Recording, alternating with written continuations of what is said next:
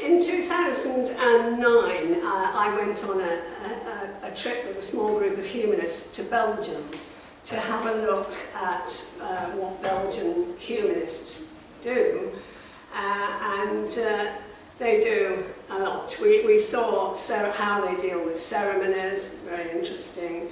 I was a celebrant, I am a celebrant. But then we looked at their pastoral work. We went into a hospital where the humanist counsellor will be responsible for talking to people who are thinking along the lines of euthanasia, which of course is legal in Belgium, so they are the people who sort of deal with that. We went to a residential home where there was what you could call a chaplain, I suppose, or, well, he was a full-time person who used to do very much what we would do for ceremonies, you know, write the story of the people's lives, and that was a real benefit to them in terms of, you know, feeling that they recognised meaning for themselves. We went to a prison and spoke to a chap there, and went round to the prison. What else did we do? I don't know, but the other things they do are part of peacekeeping operations. They are active in universities and colleges. They support fishermen. They work in airports. You know, they are everywhere. It's a different system, and there's a lot of money for various reasons sloshing around the humanists in Europe, particularly in Belgium. So it was quite different, but at the time there was, as far as I could tell, there was no will within the humanists, BHA as it was, to do anything similar, which I felt disappointed about. But indeed, in 2013, by 2013, they were ready to start their first training course for pastoral volunteers. And I went on that first course. There were about 8 or 10 of us, I think. No, probably about 8. That was in 2013. Now it's 2018, and there are 250 pastoral volunteers with the network, working in mostly, well, a third in NHS trusts. Well, let me put it this way, a third of NHS trusts have now got a non-religious pastoral volunteer in them. 15% of prisons have, and there are, as Simon mentioned earlier, non-religious people are being accepted for paid positions within chaplaincies now. We have just had, which you may have picked up in Humanist information, we have just had appointed a Humanist full-time managing chaplain in a hospital in Leicester. And there are other paid humanists certainly in other hospital chaplaincies.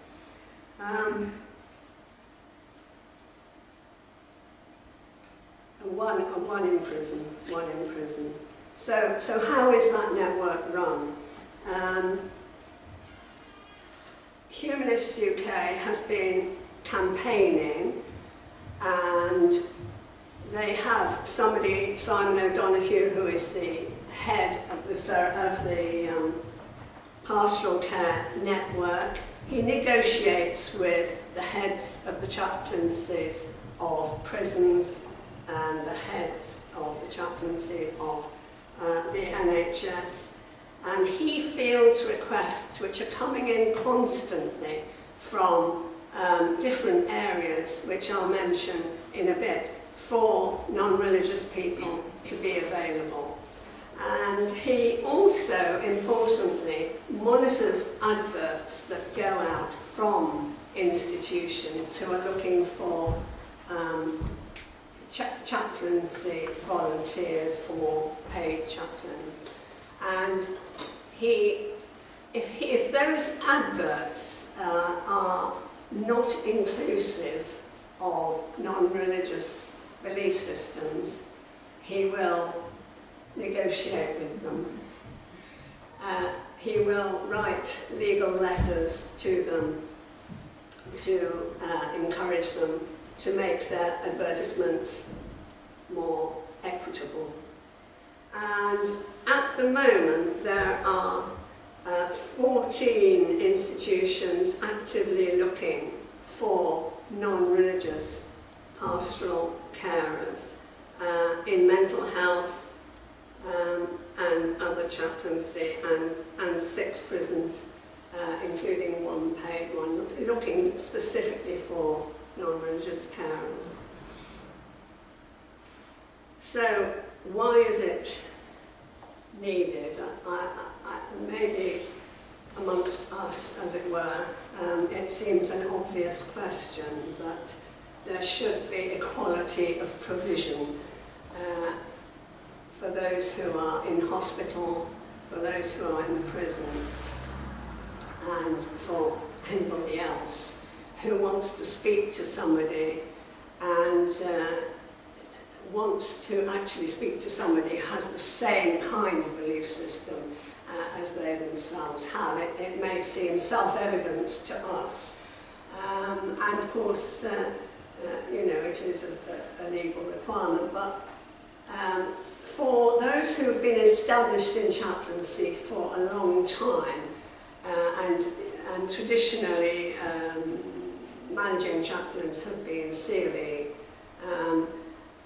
and many of them are very, very nice, of course, but they will all give you the same answer. They will all tell you that people of no faith and any faith are dealt with by them, and they have no prejudice against them. And they do not see, really, no, do not always see, or have not in the past always seen, the argument for having humanist or non-religious people in the work. And of course, the other thing that is important, I think, for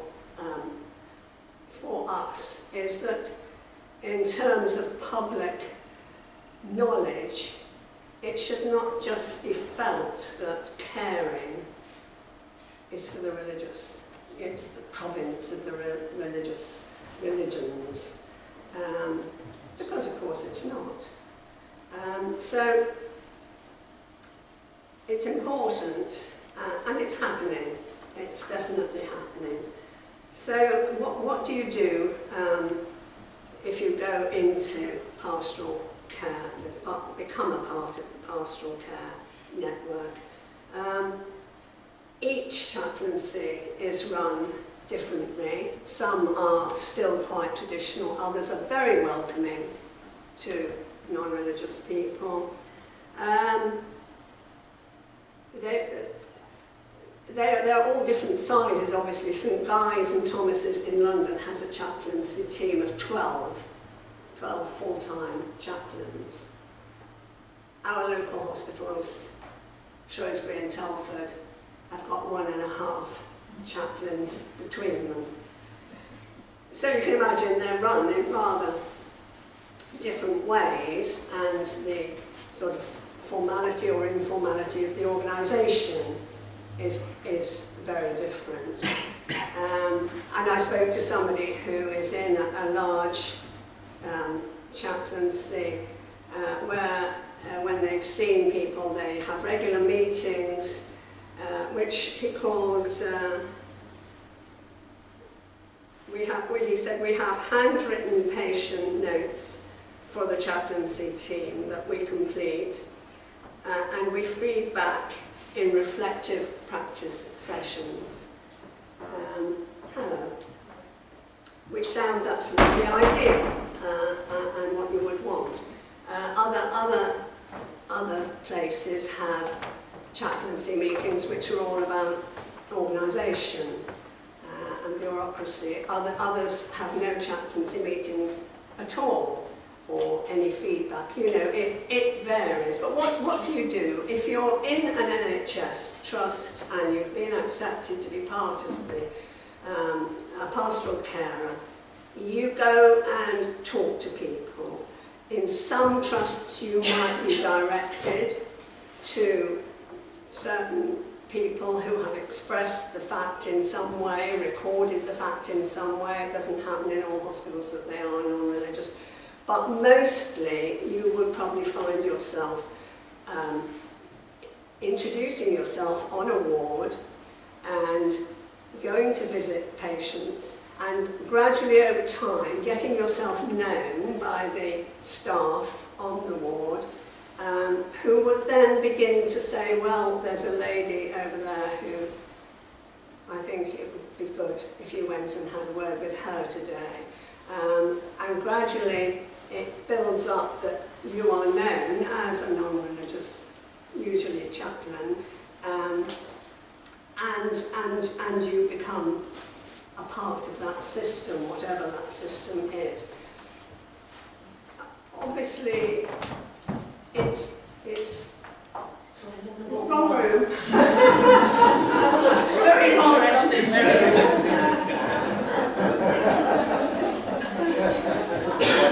Enough of that.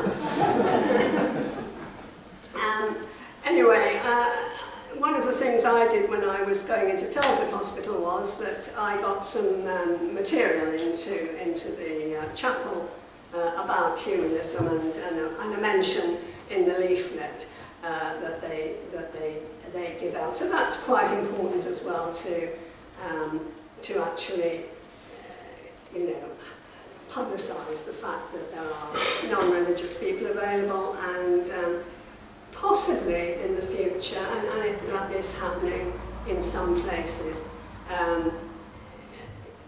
people who are also celebrants and chaplains can do public funerals for people who haven't got any relatives, or do some funerals for babies who have died. Those are the kinds of extra things that you may be called on to do.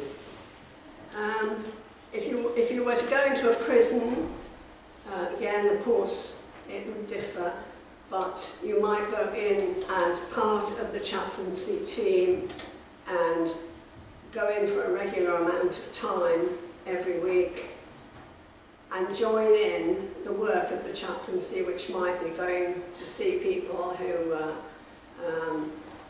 in solitary confinement, might be going to meet people who've just joined the prison and make sure they know what happens in the chaplaincy.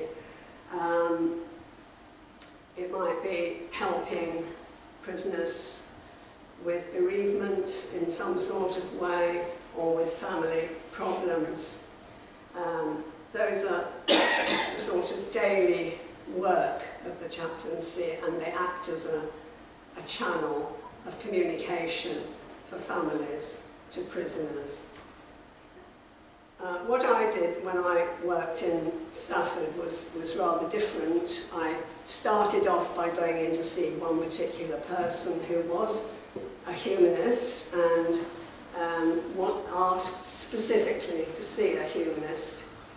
And I saw him for quite a while, and then we decided together to try and start a humanist group in the prison.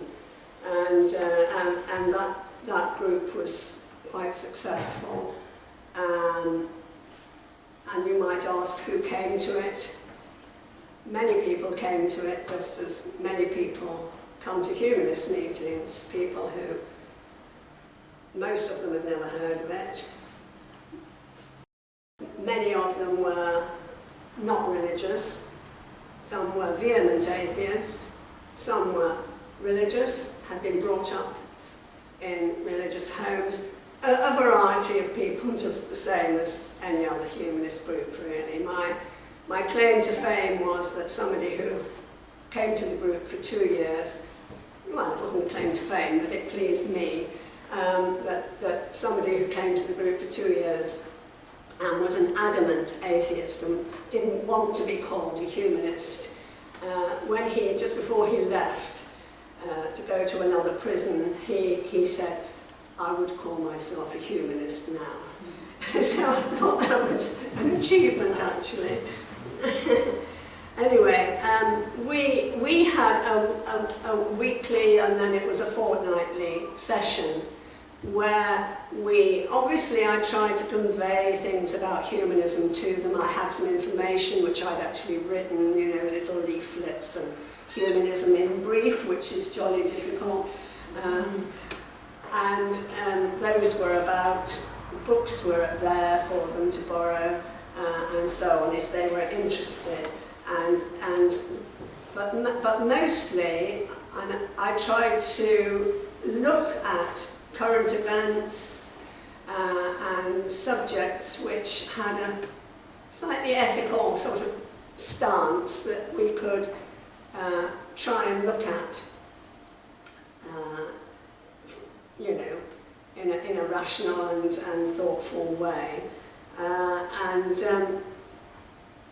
Just as an example of a few that occurred to me, that the baby Charlie in Alder Hay, remember, you know, that case, we talked about that. Noel Conway, of course, and with his challenges about assisted dying, drones in warfare, robots taking over work. I used to take in pictures from the news, and we'd look at them, and I'd try to draw out, you know, challenging things like begging and that sort of thing, and see what people thought. Some people were not very rational, but on the whole, they were very thoughtful and interesting and interested. We sometimes watched a TED talk. I expect you know about TED talks. A very good one about emotional first aid sticks in my mind, that, you know, went down well, and we discussed it afterwards. We used some of Simon's talks from Radio Shropshire on different themes, which I tried to pull out. We listened to music. I used to bring in music that they liked. Poetry. Some of them wrote poetry. We looked at some poetry. And with the help of this group, actually, provided books for the prison library, which were read, and for a small chaplaincy library as well, and got the new Humanist magazine to go into the prison as well. So I did what I could. We had special days, which I must mention, special days. Each religion in prison is allowed so many celebratory days, and they are allowed special food, special foods, special activities, and extras. And so, of course, we needed some Humanist days.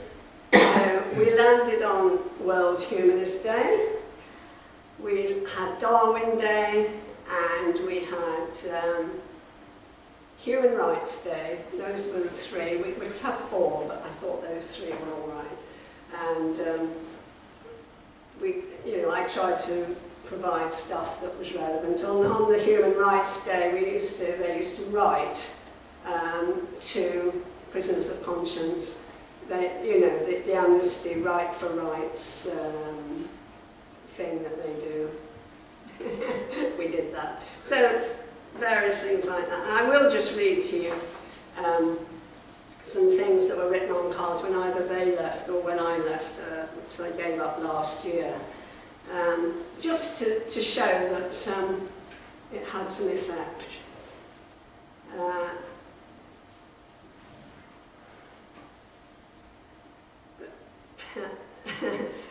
thanks for facilitating the intellectual breaths of fresh air that was the Humanist group at HMP Stafford. I always look forward to them, and not just because of the biscuits. The biscuits were quite important.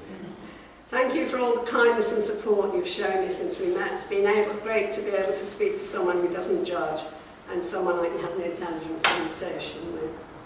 It's been very helpful, this is somebody else, having a group of people who can meet together with whom to talk about things outside this box. You have helped provide a much needed release. But you have also enlightened and enriched my mind on the topics of life, death and humanism. And for that I'm very grateful. Somebody else said, thank you for keeping it real, and the biscuits. And a couple of short ones. Thank you so much for accepting me into the group. I hope this will be the beginning of a lifelong change in thinking for me. And the last one, you have really helped to ease this difficult part of my life. So there. Really worthwhile things. Just, you know, it just does feel worthwhile, obviously, when you get comments like that. So other areas where non-religious pastoral caring is needed and is being requested. In the armed forces,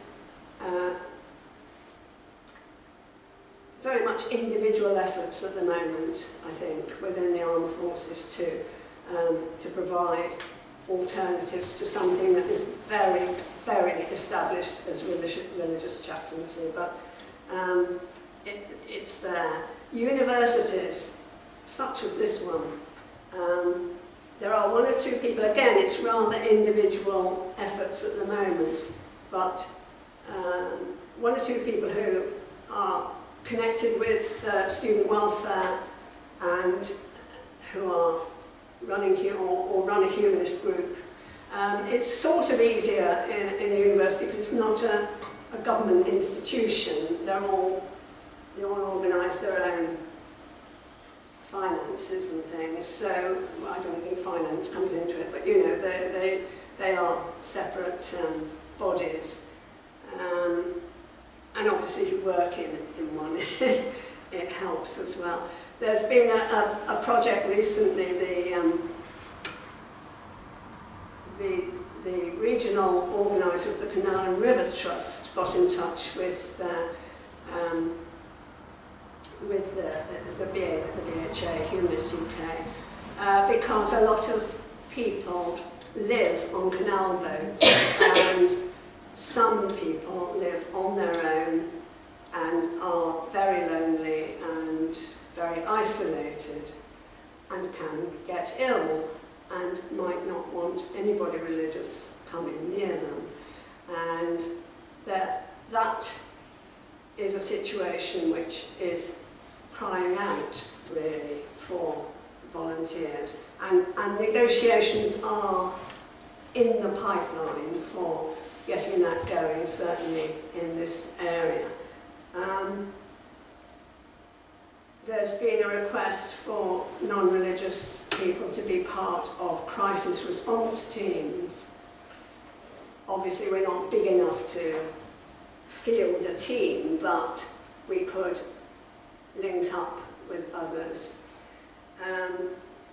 There was an interesting request recently from an arts group who had, I don't know, you may have heard of this film, I'm sure you know about it, a film called The Institute, which was when a group of scientists were put, do you know about it?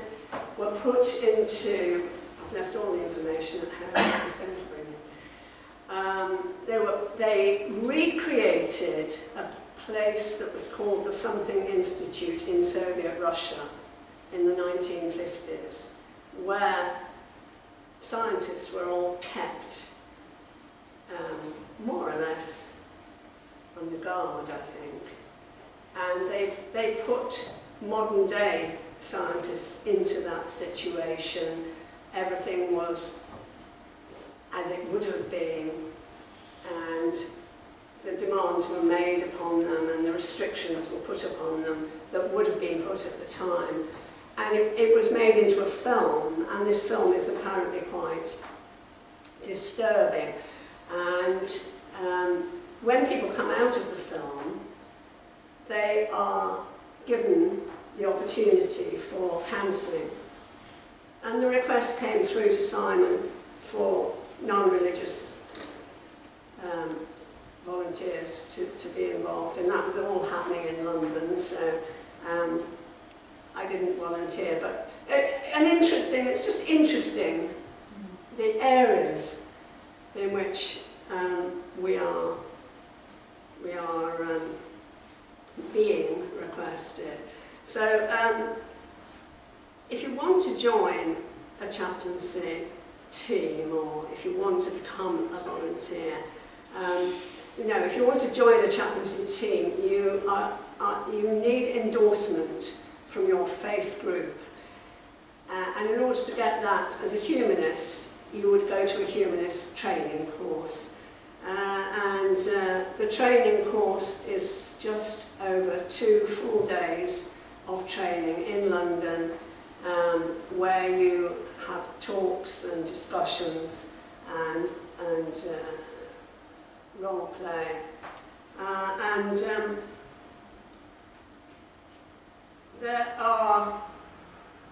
There's a great range of people.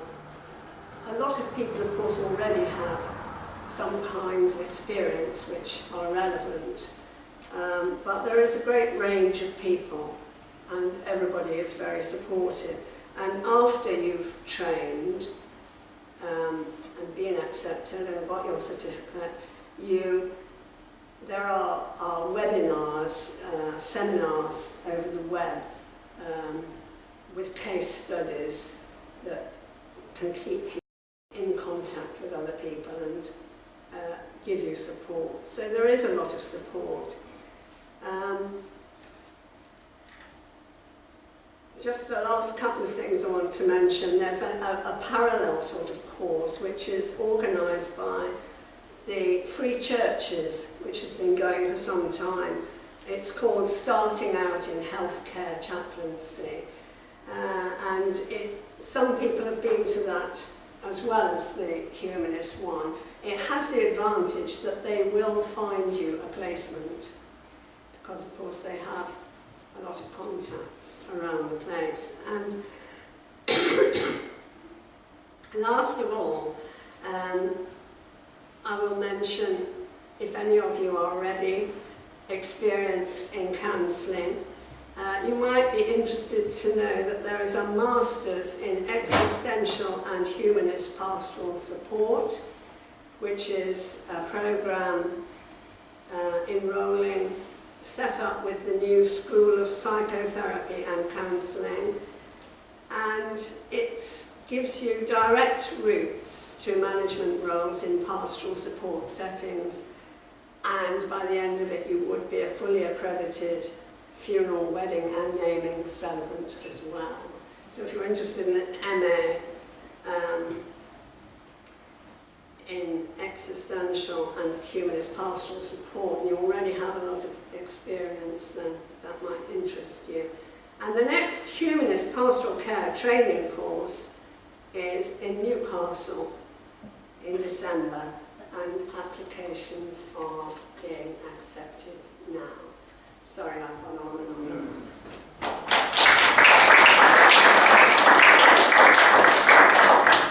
Questions? If you go into a hospital, what happens about confidentiality? What happens if you're told something that you feel you need to pass on?